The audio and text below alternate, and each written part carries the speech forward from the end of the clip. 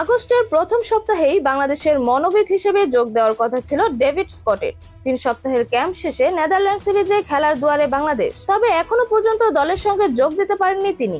Asia কাপের আগে যোগ দিতে পারবেন সেটার সম্ভাবনাও নেই। এমনকি ইতোমধ্যে স্কটের বিকল্প খুঁজতে শুরু করেছে বাংলাদেশ ক্রিকেট বোর্ড। এশিয়া কাপে যাওয়ার আগেই লিটন দাস, তানজিদ হাসান তামিমদের প্রস্তুতিতে যাতে কোনো ঘাটতি না থাকে সেটার জন্য সব চেষ্টাই করছে বিসিবি।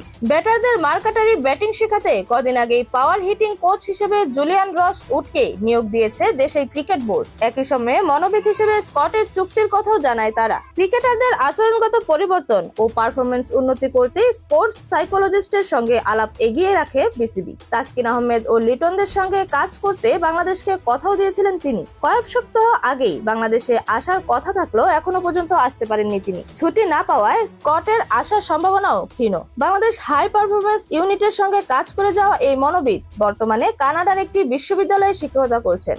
বিশ্ববিদ্যালয় থেকে ছুটি না মেলায় আরেক দফায় ঢাকা ফেরা হচ্ছে না তার। যদিও এশিয়া কাপের পর বাংলাদেশের সঙ্গে কাজ করতে আগ্রহী তিনি, তবে বিসিবির চাওয়া এশিয়া কাপের আগেই, যার ফলে বিকল্প পথে হাঁটতে হচ্ছে দেশের ক্রিকেট বোর্ডকে। এই প্রসঙ্গে বিসিবির একটি সূত্র সংবাদ মাধ্যমকে জানান, সে যখন আসতে চাচ্ছে তখন জাতীয় দলের সঙ্গে তার কোনো কাজ নেই। আমরা যখন তাকে চাচ্ছি তখন সে আসতে পারবে না, ছুটি পাচ্ছে না। তার সঙ্গে এখন দেন দরবার চলছে, মনে হচ্ছে সম্ভাবনা কম। সাইকোলজিস্ট না পাওয়া গেলেও নিজেদের অন্যান্য স্কিল নিয়ে কাজ করেছেন ক্রিকেটাররা। 3 সপ্তাহের অনুশীলন শেষে 30 আগস্ট থেকে নেদারল্যান্ডসের বিপক্ষে 3 ম্যাচের টি-20 সিরিজ খেলতে নামছে বাংলাদেশ। সিলেটে সিরিজের বাকি 2 ম্যাচ হবে 1 ও 3 সেপ্টেম্বর।